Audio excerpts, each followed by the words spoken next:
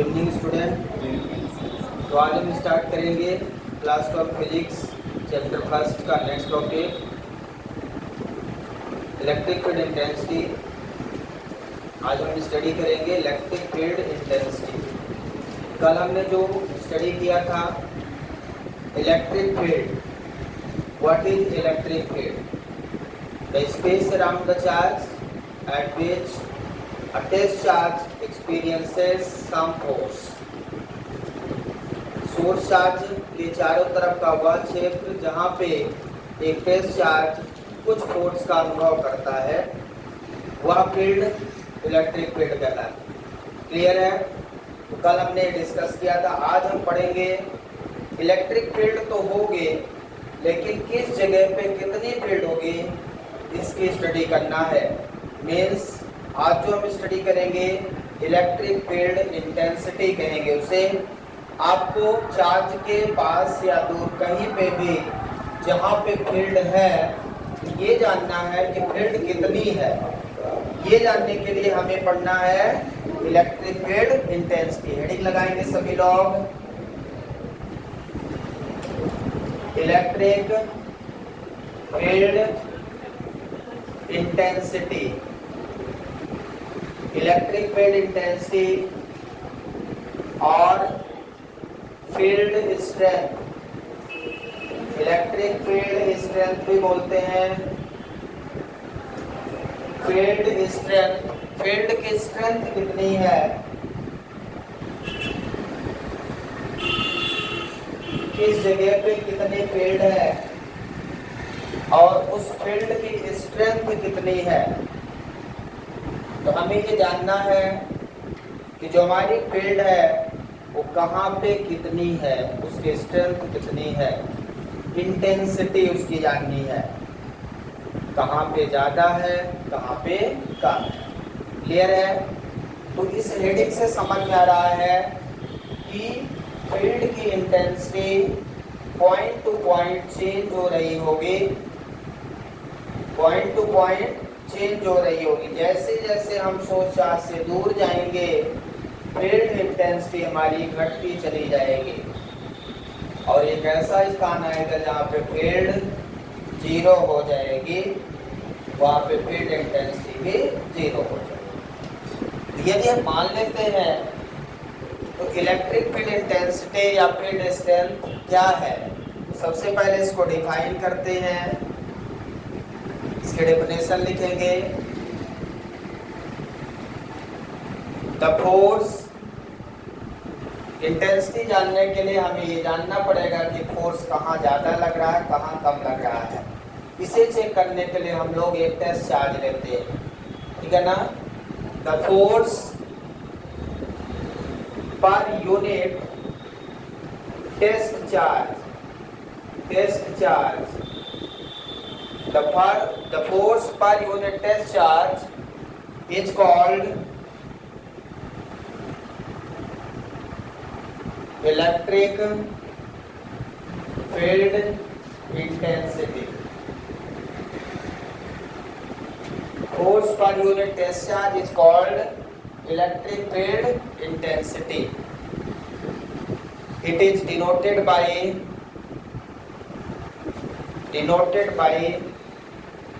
Capital A. इसे capital E से denote करेंगे, ठीक है ना। किससे डिनोट कर रहे हैं? कैपिटल ई से। तो according to definition E equal to force per unit test charge, E equal to F by Q not. Q not क्या है? टेस्ट चार्ज है। तो क्यू नॉट किसे कहेंगे हम लोग? यदि सोर्स चार्ज की value Q tends to zero है, क्या है? Tends to zero is called Q not. Q not हमारा क्या है? Test charge. इसे टेस्ट चार्ज क्यों कहते हैं? क्यू नॉट को टेस्ट चार्ज क्यों कहते हैं? हमारे पास दो चार्ज होंगे, एक सोर्स चार्ज होगा दूसरा टेस्ट चार्ज होगा। सोर्स चार्ज के कारण फील्ड होगी, जो फील्ड होगी वो किसके कारण होगी? सोर्स चार्ज के कारण। और वो फील्ड कहाँ पे कितनी होगी ये जानना है, तो मुझे फील्ड की स्ट्रेंथ जानने के लिए उसका फोर्स देखना होगा, कहाँ पे उसका फोर्स कितना ज्यादा है। जहाँ पे जितना ज्यादा फोर्स होगा वहाँ पे उसकी स्ट्रेंथ उतनी ज्यादा होगी। तो यदि टेस्ट चार्ज को सोर्स चार्ज के पास लाएं तो आपको ज्यादा फोर्स का अनुभव होगा, और यदि सोर्स चार्ज से दूर ले जाएं तो फोर्स कम लगेगा। टेस्ट चार्ज हमेशा पॉजिटिव होगा। टेस्ट चार्ज हमेशा क्या होगा? Test charge always positive. Test charge कभी नेगेटिव नहीं होगा। टेस्ट चार्ज जब भी लेंगे हम हमेशा याद रखेंगे इसका नेचर पॉजिटिव होगा। टेस्ट चार्ज का नेचर नेगेटिव नहीं होगा। क्लियर है? सोर्स चार्ज आपका पॉजिटिव भी हो सकता है और नेगेटिव, लेकिन टेस्ट चार्ज हमेशा पॉजिटिव। टेस्ट चार्ज किसे कहेंगे? जो हमारे सोर्स चार्ज की वैल्यू है उसकी वैल्यू यदि नियरली जीरो हो, चार्ज की ऐसी वैल्यू जो टेंस टू जीरो हो, ऐसे चार्ज को हम टेस्ट चार्ज कहेंगे। समझ पा रहे हैं? टेस्ट चार्ज क्या है? यूनिट पॉजिटिव चार्ज है जिसकी वैल्यू नियरली जीरो हो। क्या होगी? नियरली जीरो हो। ऐसा क्यों? इसकी वैल्यू नियरली जीरो क्यों होगी? इसकी वैल्यू थोड़ा बहुत ज्यादा हो जाए तो क्या दिक्कत? कोई दिक्कत है किसी को? बोलो। दिक्कत तो होगी, देखो, लेकिन वो दिक्कत क्या होगी? यदि इसकी वैल्यू आप ज्यादा रख देंगे तो दिक्कत तो होगी। हाँ, अगर इसकी वैल्यू ज़्यादा रखेंगे तो फोर्स कम हो जाएगा और इलेक्ट्रिक फील्ड कम। उसकी वैल्यू ज्यादा रखने से फोर्स कम हो जाएगा।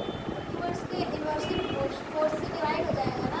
फोर्स कैसे कम? फोर्स तो जो फोर्स इलेक्ट्रिक फील्ड इंटेंसिटी कम हो जाएगी। इलेक्ट्रिक फील्ड इंटेंसिटी कम हो जाएगी।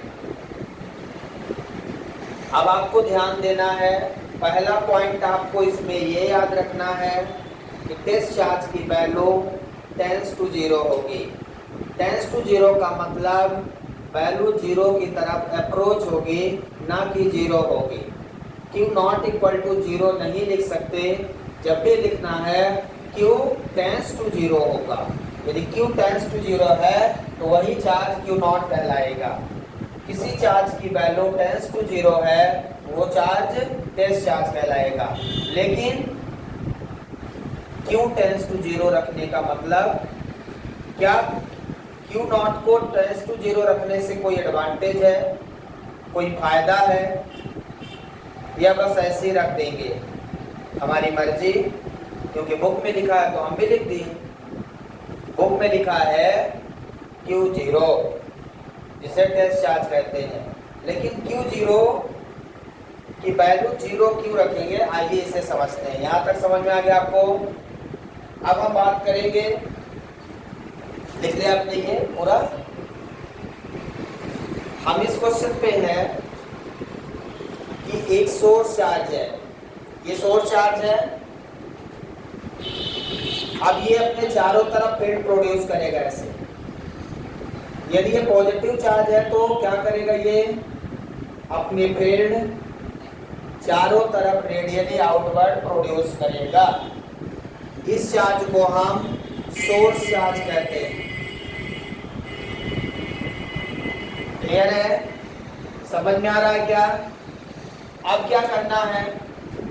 आपको ये टेस्ट करना है कि फील्ड यहाँ ज्यादा है कि यहाँ ज्यादा है कि कहाँ ज्यादा है। फील्ड को जानने के लिए, फील्ड किस जगह पे कितनी है ये जानने के लिए मुझे इलेक्ट्रिक फील्ड इंटेंसिटी पढ़ना पड़ रहा है।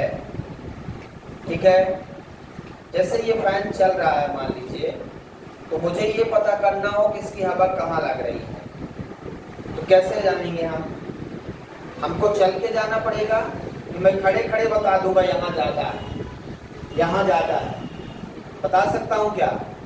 खड़े खड़े मैं बता सकता हूँ क्या इसकी हवा कहाँ ज़्यादा लग रही है? बताइए, कैसे बता पाऊंगा? आपको चलना पड़ेगा, आपको जगह पे जाना पड़ेगा, जगह पे जाके आप फील करेंगे इसकी हवा। ठीक है ना? मुझे फील हो रहा है कि मुझे हवा ज़्यादा लग रही है, मतलब यहाँ पे इसकी इंटेंसिटी ज़्यादा है। ऐसे ही आपको फील्ड की इंटेंसिटी जाना है तो आपको एक टेस्ट चार्ज लेना पड़ेगा। टेस्ट चार्ज पे फोर्स जहाँ ज़्यादा लगेगा, क्योंकि यदि यहाँ टेस्ट चार्ज रखोगे तो ये एक चार्ज है, एक चार्ज दूसरा रखोगे, जब दो चार्ज रखोगे तभी तो कूलॉम्स लॉ लगेगा। अभी कूलॉम्स लॉ लगेगा क्या? कूलॉम्स लॉ लगने के लिए दो चार्ज का होना जरूरी है। एक चार्ज दूसरे चार्ज पे फोर्स लगाएंगे, क्या अभी कूलॉम्स लॉ लगा सकते हैं? अब हम बात करते हैं, यदि कोई चार्ज मैं इस फील्ड में रख दूं, मान लो हमने यहाँ पे एक चार्ज रख दिया क्यू। अब क्यू क्या करेगा? क्यू की खुद की फील्ड होगी कि नहीं होगी? ये चार्ज क्यू है और एक चार्ज और रखा तो इसकी भी फील्ड होगी, ऐसी होगी। समझिएगा बात, इस क्यू की फील्ड है। आप क्या करेंगे, आप क्या चाहते हो, इस पॉइंट पे इलेक्ट्रिक फील्ड कितनी है आप ये जानना चाहते हो ना? क्वेश्चन क्या है? क्वेश्चन क्या है? क्वेश्चन नहीं पता। आप ये जानना चाहते हो कि इस पॉइंट पे फील्ड कितनी है, इस पॉइंट पे फील्ड कितनी, किसी भी पॉइंट पे फील्ड कितनी है आप ये जानना चाहते हो। क्वेश्चन ध्यान रखिए। तो अब हमने जब ये चार्ज रख दिया तो इसकी खुद की फील्ड है, खुद की फील्ड है कि नहीं? यदि खुद की फील्ड है तो ये क्या करेगा, जो इस फील्ड लाइन यहाँ से निकल के यहाँ तक पहुंच रही थी उसको ये इसकी खुद की फील्ड के कारण ये यही रोक देगा। ये जो फील्ड यहाँ तक पहुंच रही थी उसको ये क्या, अब ये लाइन यहाँ तक पहुंच पाएगी? बताइए, ये लाइन यहाँ तक पहुंच पाएगी क्या? क्यों नहीं पहुंच पाएगी? क्यों नहीं पहुंच पाएगी यहाँ तक? इसकी फील्ड लाइन यहाँ तक क्यों नहीं पहुंच पाएगी? क्योंकि इसकी फील्ड लाइन जो है, इसकी भी तो कुछ फील्ड लाइन होगी, तो जब इसकी फील्ड लाइन होगी तो ये तो कुछ दूर तक जाएगी, और जब जाएगी ये तो इसकी फील्ड लाइन को रोकेगा, इंपल्सिव फोर्स लगेगा ना। तो इधर से जो फोर्स लग रहा है ये फोर्स इसको रोक देगा, इधर जाने नहीं देगा। जो फील्ड लाइन यहाँ तक जा रही थी उसको यहीं पे रोक देगा। अब बताइए, यहाँ पे इस चार्ज के कारण मैं जो फील्ड जानना चाहता हूँ, इस चार्ज के कारण यहाँ पे फील्ड कितनी है ये जानना चाहता हूँ। सोर्स चार्ज के कारण किसी पॉइंट पे जो सोर्स चार्ज है उसकी फील्ड है और उसकी फील्ड में इंटेंसिटी कितनी है ये जानना चाहता हूँ। तो जब मैंने ये चार्ज की वैल्यू रख दिया तो उसकी खुद की फील्ड हो गई। अब ये इसकी फील्ड का अपोज करेगा तो मेरे को ये यहाँ पे पता ही नहीं चलेगा कि इसकी फील्ड कितनी है। तो हमें क्या करना पड़ेगा, अब मैं इस चार्ज की वैल्यू को धीरे धीरे कम करता हूँ। ध्यान से समझिए, जब चार्ज की वैल्यू को कम करोगे तो फील्ड कम होगी। मैं इसकी वैल्यू को कम किया तो जो फील्ड यहाँ तक थे वो कम हो गई, फील्ड क्या हो गई, कम हो गई। अब जो चार्ज यहाँ तक इसकी फील्ड जा रही थी वो अब यहाँ तक पहुंच जाएगी, कुछ दूर तक पहुंची। हम इस चार्ज की वैल्यू को और कम कर दें, इतना कम कर दें कि इसकी फील्ड खत्म हो जाए, इसकी खुद की फील्ड खत्म हो जाए। और खुद की फील्ड कब खत्म होगी, जब उसकी वैल्यू टेंस टू 0 हो, 0 नहीं हो, टेंस टू 0। यदि उसकी खुद की वैल्यू टेंस टू 0 हो जाए, इस पॉइंट पे इसकी खुद की वैल्यू 0 हो जाए तो इसकी खुद की फील्ड 0 हो जाएगी। और जो भी फील्ड का ये एक्सपीरियंस करेगा चार्ज, वो किसकी फील्ड होगी? सोर्स चार्ज की होगी। अब ये टेस्ट चार्ज जो भी फील्ड का एक्सपीरियंस करेगा, वो फील्ड किसकी होगी? सोर्स चार्ज की होगी। खुद की फील्ड खत्म, जो फोर्स ऑफ रिपल्सन लग रहा था ड्यू टू टेस्ट चार्ज, वो अब नहीं है। अब जो भी फोर्स का एक्सपीरियंस ये करेगा, वो किसके कारण करेगा? सोर्स चार्ज के कारण। अब आपको सोर्स चार्ज की फील्ड किस जगह पे कितनी है, ये आसानी से मिल जाएगा। यही कारण है कि टेस्ट चार्ज की वैल्यू को नियरली 0 रखा जाता है, क्योंकि उसकी खुद की फील्ड ना हो पाए, ना बन पाए। यदि उसकी खुद की फील्ड बनेगी तो सोर्स की फील्ड को वो क्या कर देगा? रिड्यूस कर देगा। और यदि रिड्यूस कर दिया तो उसकी खुद की फील्ड की इंटेंसिटी भी कम हो जाएगी। तो ओरिजिनल फील्ड इंटेंसिटी ये ऑब्जर्व नहीं कर पाएगा। यही टेस्ट चार्ज है, यही फील करता है, यही पता करता है किस जगह पे फील्ड कितनी है, और किसकी फील्ड का पता करता है? सोर्स चार्ज की। इस चार्ज की फील्ड इस जगह पे कितनी है, ये पता करता है जब इसकी खुद की फील्ड नियरली 0 है। समझ में आया क्यों आप इसकी वैल्यू नियरली 0 रखते हो? सभी को समझ में आया? क्योंकि इसको दूसरी की फील्ड ऑब्जर्व करना है, और यदि इसकी खुद की फील्ड होगी तो अपोज कर देगा। अब इसकी खुद की फील्ड क्या है? टेंस टू 0 है, निगलेक्ट है। तो जो भी फील्ड का एक्सपीरियंस करेगा, सोर्स चार्ज के कारण। ये क्वेश्चन आपको समझ में आया कि टेस्ट चार्ज की वैल्यू टेंस टू 0 क्यों लेते हैं? टेस्ट चार्ज की वैल्यू टेंस टू 0 क्यों लेते हैं? किसी को डाउट है इसमें? समझ में आ गया ना? टेंस टू 0 लेकर ही हम उसके खुद की फील्ड को 0 करके दूसरे की फील्ड का एक्सपीरियंस करते हैं। यही हमारा इलेक्ट्रिक फील्ड इंटेंसिटी है। समझ में आ गया? ये डायग्राम बना लें, उसके बाद आगे बढ़ते हैं। तो आगे देखते हैं, इंपॉर्टेंट पॉइंट लिखेंगे। Electric field intensity is a vector quantity. Electric field intensity, electric field intensity is a vector quantity. Electric field intensity किस प्रकार की क्वांटिटी है? वेक्टर क्वांटिटी है। आप यहां से फार्मूले से देख भी सकते हैं। Electric field intensity vector quantity क्यों है? क्योंकि उसमें F equal to F by Q है, और F क्या है? वेक्टर है। तो जो फोर्स की डायरेक्शन होगी वही इलेक्ट्रिक फील्ड की डायरेक्शन, क्योंकि चार्ज स्केलर हो गया है ना। अब इलेक्ट्रिक फील्ड का SI यूनिट क्या होगा? SI unit of electric field कोई पढ़ा है क्या? बता सकता है? कोई भी बता दो भैया। इलेक्ट्रिक फील्ड इंटेंसिटी की यूनिट पढ़ने की क्या जरूरत है? आप यहीं से बता सकते हो, जो लिखे हो आप सब पढ़े हो। गलत क्वेश्चन पूछ लिया, आप सबको बताना है। यूनिट आपने लिखा है equal to F by Q ना, क्या आप यहाँ से यूनिट नहीं बता सकते? फोर्स की यूनिट SI क्या है?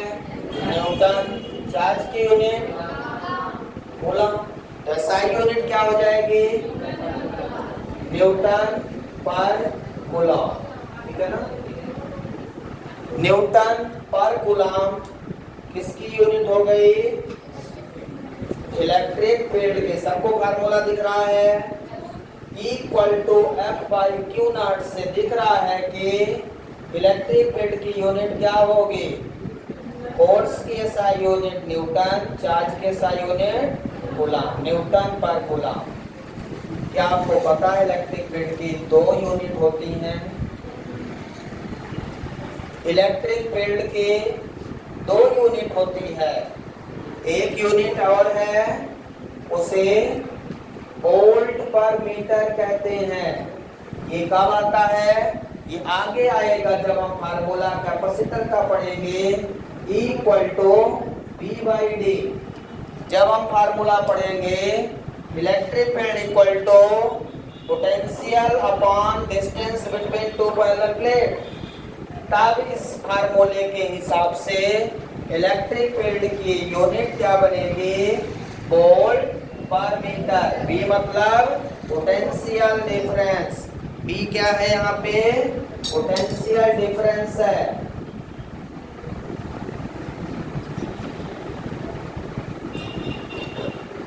ध्यान रखिएगा, D डिस्टेंस है।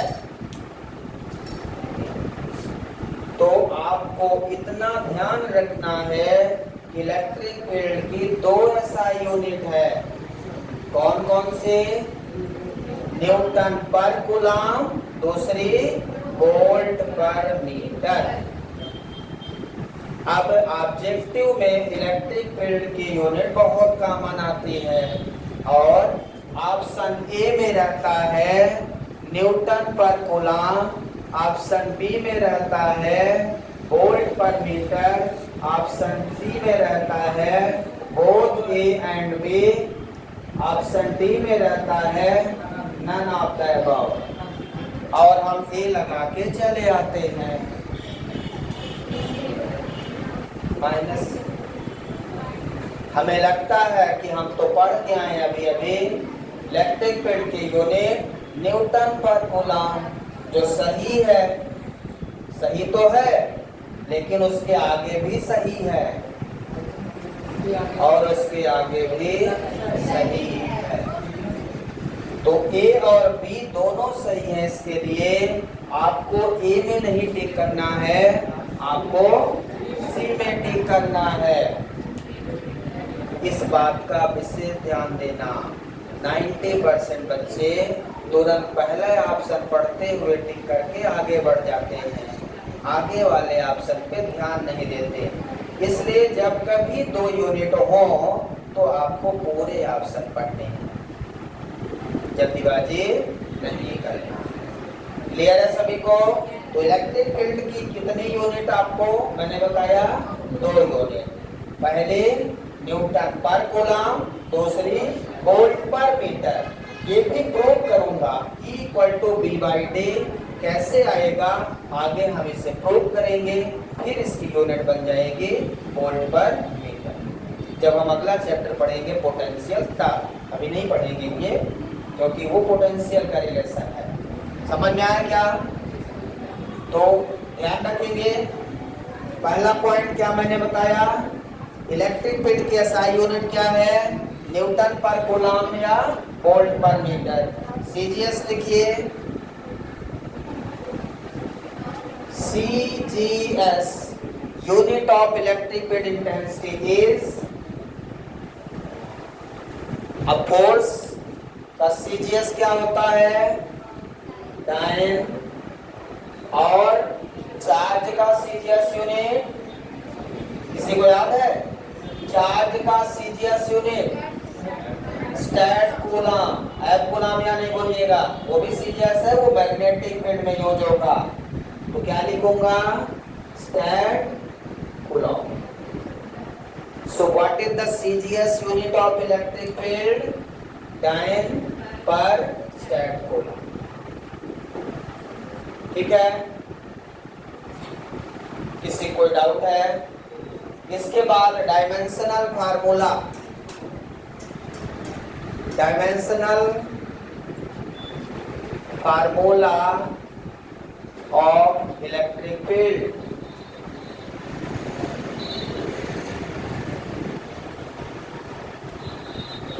बोलिए, कितने लोगों का आया? अब तक आ जाना चाहिए। कितना आया बेटा?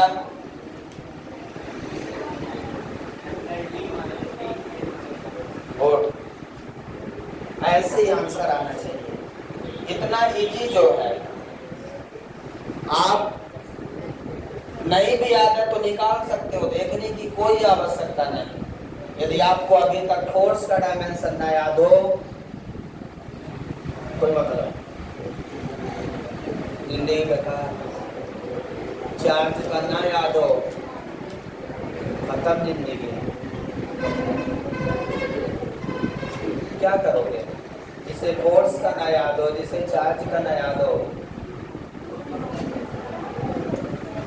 तो डायमेंशन फार्मूला कैसे निकालेंगे? Equal to F/Q0। ठीक है, तो फोर्स का डायमेंशन फार्मूला जिसे ना याद हो आज याद कर ले, mLT-2, और L में 2 हो जाता है तो वर्क हो जाता है। और चार्ज का कितना होता है? 80। सभी लोग याद रखिए, क्योंकि डायमेंशन फार्मूला को डायमेंशन फार्मूला से ही निकालते हैं। और कुछ मैंने आपको पिछले साल जब क्लास लिया था, मैंने आपको बताया था केवल 7 डायमेंशन फार्मूला याद करिए, दुनिया के कोई भी डायमेंशन फार्मूला आप निकाल सकते हैं।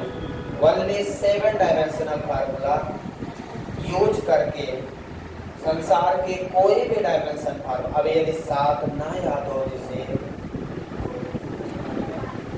अब मैं नहीं बोलूंगा, ML T ऊपर जाएगा, कितना हो जाएगा? T-3, ये जाएगा ऊपर A-1। ये है dimensional formula of electric field intensity. लिख लीजिए,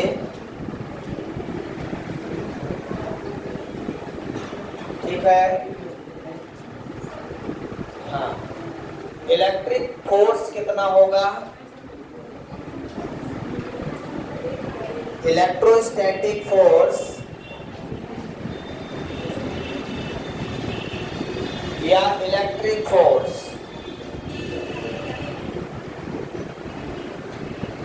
यदि इस फार्मूले से मुझे F की वैल्यू निकालना हो तो कैसे निकालूंगा? F इक्वल टू Q0E, ऐसे लिख सकता हूं क्या? इस फार्मूले को क्या बोलते हैं? Electrostatic force. क्या बोलते हैं? इलेक्ट्रोस्टैटिक फोर्स या कोलम्बियस फोर्स। ये कोलम्बियस फोर्स भी है, कूलॉम्स लॉ का फोर्स है, जो आप पढ़ते हो K/Q1 Q2/r²। ये वही लिखा है पर दिखता नहीं है। ये ना दिखने वाला फार्मूला आपके सामने है, F इक्वल टू Q0E, या इसी को चार्ज जब Q होता है तो F इक्वल टू QE लिख देते हैं। ठीक है, तो ये फार्मूला याद रहेगा आपको कब? आज याद रहेगा और कल, ये हमेशा याद रहे। मैं यदि आपसे पूछूं कि इलेक्ट्रोस्टैटिक फोर्स कितना होता है, इसका मतलब यदि किसी इलेक्ट्रिक फील्ड में कोई चार्ज रख दे, यही वाला फोर्स है ना, किसी इलेक्ट्रिक फील्ड में कोई चार्ज रख दे तो उस चार्ज पे फोर्स कितना लगता है, वो फोर्स है। अभी मैंने Q0 कहाँ रखा था? इलेक्ट्रिक फील्ड में, Q की फील्ड में रखा था Q0 को, तो Q0 पे कितना फोर्स लग रहा था वो लिखा हूं। Q नहीं लिखा ना यहाँ पे। Q तो फोर्स लगाने वाला है, और फोर्स लगने वाला किस पर है? Q0 पे। तो जिस पे फोर्स लग रहा है वो चार्ज रखना, यहाँ पे ध्यान रखना। यहाँ पे कौन सा चार्ज रखना है? जिसके फील्ड में एक चार्ज रख रहे हो, जिसकी फील्ड मतलब एक सोर्स चार्ज होगा जिसकी फील्ड होगी, और एक दूसरा चार्ज होगा जिसको उसके फील्ड में रख रहे हो, तो उस पे कितना फोर्स लगेगा, वो है F इक्वल टू Q0E। आगे बढ़ते हैं। क्लियर है सभी को? फार्मूला याद कर लेना भैया, आगे काम आएगा।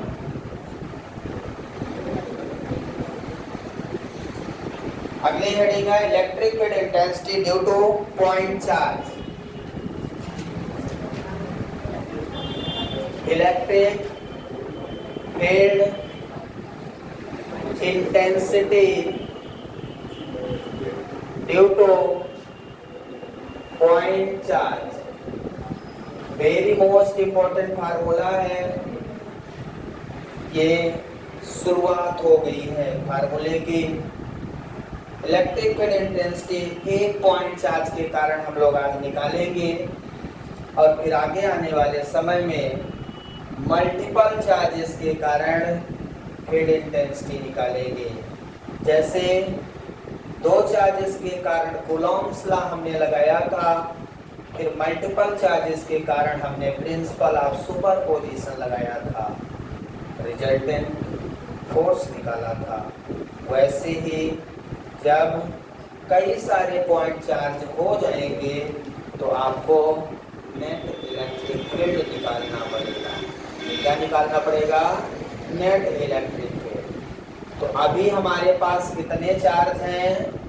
Single charge. Electric field intensity due to point charge.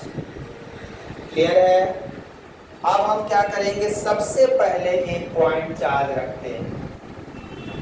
Point charge क्या होता है मैं पहले बता चुका हूं।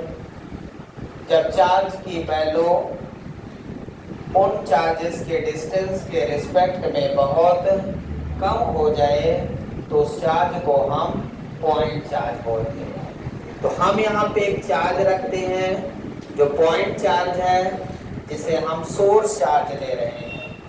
अब ये चार्ज कितनी फील्ड प्रोड्यूस करेगा उसे हमें निकालना।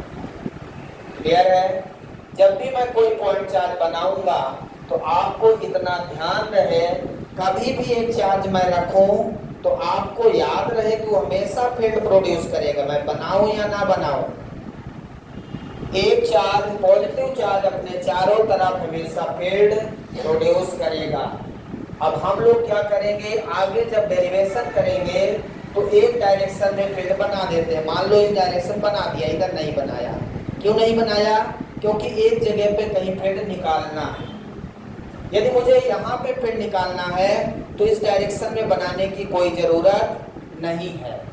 पर ये नहीं सोचना कि इधर फील्ड ही नहीं, यदि कोई चार्ज है, यदि पंखा चलेगा तो हवा चारों तरफ देगा। ऐसा होगा क्या कि बस यही देगा, उधर नहीं देगा कहीं? ऐसा हो सकता है क्या? अब मुझे फील करना है तो मैं यहाँ खड़े होकर फील करूँ या यहाँ खड़े होकर फील करूँ? हवा तो हर जगह देगा ना। तो एक चार्ज जहां भी होगा फील्ड हमेशा चारों तरफ निकालेगा। क्लियर है सभी को? चार्ज को आप कैसा देखेंगे? हमेशा जब भी एक चार्ज रखा होगा ऐसा होगा। कई लोग यदि मैं फील्ड ना बनाऊं तो उनको फील्ड दिखती नहीं है। अब उनकी कमी है कि मेरी है। किसी को ना दिखे तो मैं क्या कर सकता हूं? उनको लगता है उसकी फील्ड ही गायब, उसकी फील्ड ही गायब हो गई क्योंकि मैंने बनाया नहीं। अब जैसे मान लो किसी से पूछो इसकी फील्ड कितनी है तो देख के कोई बोलेगा 0, नहीं बोलेगा क्योंकि इसकी फील्ड दिख ही नहीं रही। पर मैं बोल रहा हूं आपको ऐसा नहीं देखना। कैसा देखना है? जब आप ऐसा देखोगे तो दिखेगा। कहते हैं ना, देखने का नजरिया सही हो तो सारी चीजें अच्छी देखती है, नहीं तो सब बता देता है। तो नजरिया बदलिए। आप देखिए, आपको ऐसा देखना है, मैं इससे कुछ दूर एक फील्ड लाइन बनाता हूँ, सारी बना सकता हूँ। ये फील्ड लाइन मैंने बना दिया। अब मुझे इस पॉइंट पे, मान लो एक पॉइंट P है, ये ओरिजिन है जहां से फील्ड लाइन निकल रही। मुझे इस पॉइंट पे फील्ड की इंटेंसिटी चाहिए। तो फील्ड की इंटेंसिटी के लिए मुझे एक टेस्ट चार्ज लेना पड़ेगा। क्या करना पड़ेगा? Test charge. तो मैं यहाँ पे क्यू नॉट रख दूं और सोर्स चार्ज से r डिस्टेंस ले लेता हूँ। सोर्स चार्ज से कितनी दूर पे ले लिया मैंने? r distance. अब मैं क्या चाहूंगा? मैं ये जानना चाहता हूँ कि जो टेस्ट चार्ज है इस पर ये सोर्स चार्ज कितना फोर्स लगाएगा। तो फोर्स का मैग्नीट्यूड निकालने के लिए मुझे क्या करना पड़ेगा? किसी को पता है?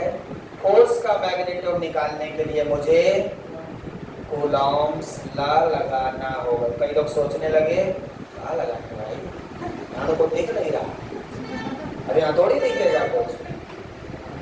फोर्स का मैग्नीट्यूड निकालने के लिए क्या लगाएंगे? Coulomb's law. हमेशा याद रखिए, ये जो शब्द बोल रहे हैं इन्हीं को याद रखिए। फोर्स का मैग्नीट्यूड निकालने के लिए कूलॉम्स लॉ लगाना पड़ेगा। कूलॉम्स लॉ लगाने के लिए दो चार्ज का होना जरूरी है और उनके बीच की डिस्टेंस पता हो। दो चीजों का होना जरूरी है कूलॉम्स लॉ लगाने के लिए। अब आपके पास दो चार्ज हैं, एक सोर्स चार्ज, दूसरा टेस्ट चार्ज, और उनके बीच की डिस्टेंस कितनी है? r। अब मैं यहां लिखूंगा according to Coulomb's law,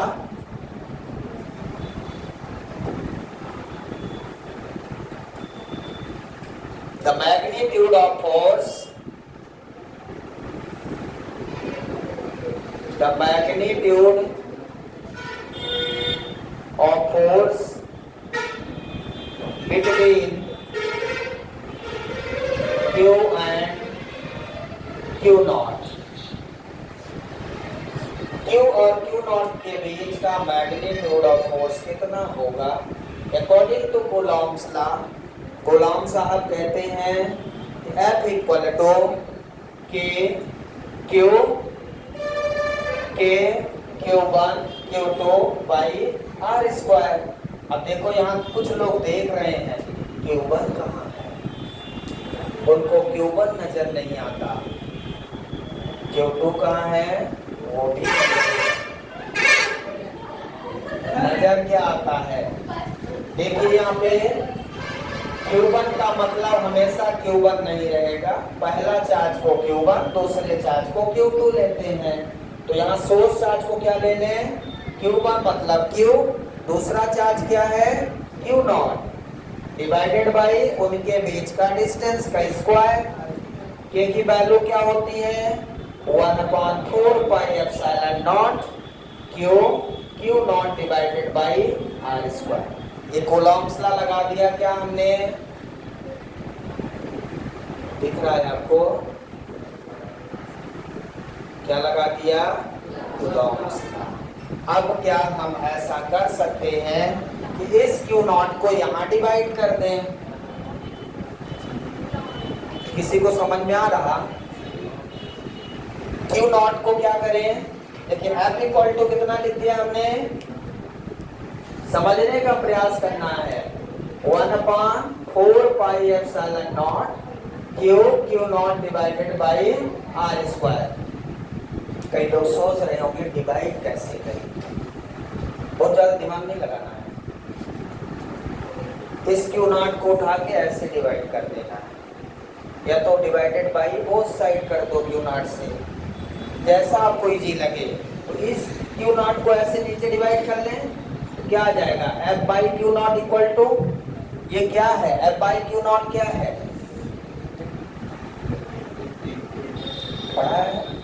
electric field intensity, आज ही पढ़ा ना? अब देखो कई लोगों को भूल गया F बाई Q नॉट क्या है।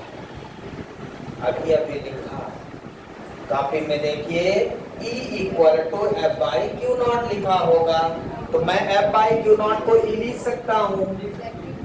कितना बचेगा यहाँ? Q नॉट डिवाइड कर दिया, जो बचा उसको लिख दो 1/4 पाई एप्सिलॉन नॉट, और कितना चार्ज बचा? एक Q बचा, मतलब electric field intensity due to point charge का formula 1/4 pi epsilon naught Q by R square. So this is the electric field intensity due to point charge। Very most important formula जिसे आपको याद रखना है हमेशा। आज के बाद कभी भी पूछा जाए, आज के बाद कभी भी पूछा जाए कि electric field intensity due to point charge का फार्मूला बोलो, ये याद रहे। इसमें और कूलॉम्स लॉ में क्या डिफरेंस है? कूलॉम्स लॉ में 2 चार्ज मल्टीप्लाई में रहते हैं और इसमें 1 चार्ज है, बाकी सब सेम है।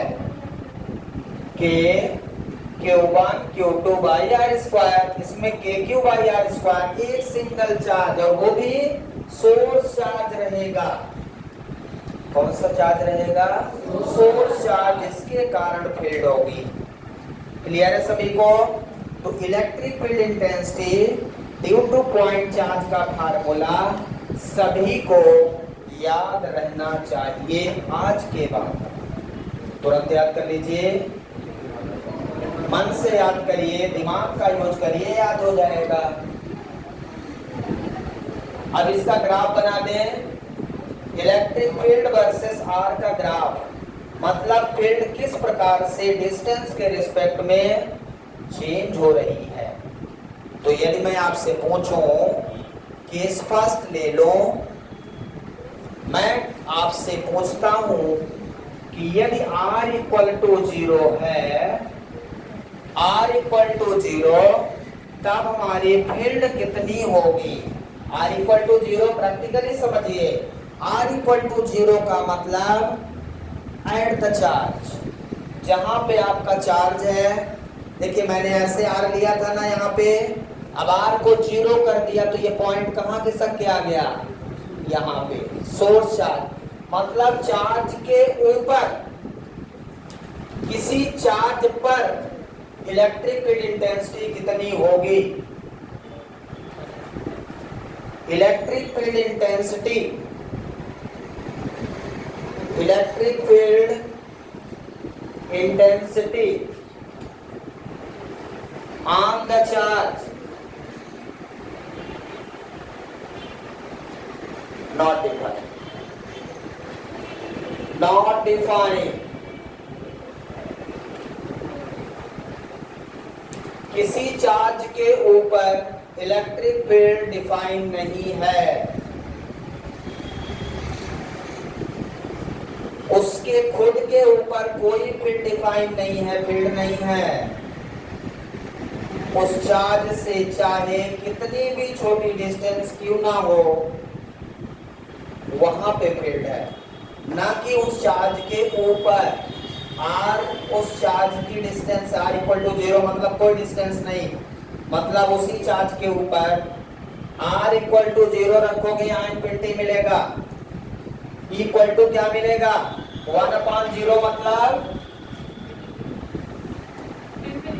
ठीक है ना, इसको 1/0 इंफिनिटी लिख सकते हैं। इंफिनिटी मतलब नॉट डिफाइंड, ये नहीं कि इनफाइनाइट इलेक्ट्रिक फील्ड। इंफिनिटी मतलब ये नहीं कि इनफाइनाइट इलेक्ट्रिक फील्ड है, उससे ओवर फील्ड है ही नहीं, ठीक है ना। नॉट डिफाइन है वहां पे। जैसे एक चिमनी जलती है तो अपने नीचे अंधेरा रखती है, उस चिमनी के नीचे देखिए हमेशा चिमनी के बाहर प्रकाश होगा, चिमनी के नीचे अंधेरा ही रहेगा। वही है फील्ड का काम। ग्राफ बनाता हूं इसका, फील्ड वर्सेस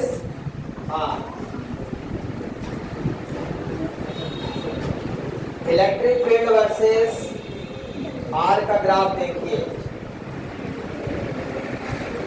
हम इसे इनफाइनाइट से स्टार्ट करेंगे। जो भी फील्ड होगी कितनी है? इनफाइनाइट। कितनी है? इनफाइनाइट। जो नॉट डिफाइन है, नॉट डिफाइन है। क्लियर है? अब जैसे जैसे डिस्टेंस बढ़ेगी फील्ड क्या होगी? घटेगी। जैसे जैसे डिस्टेंस बढ़ेगी वैसे वैसे फील्ड क्या होगी?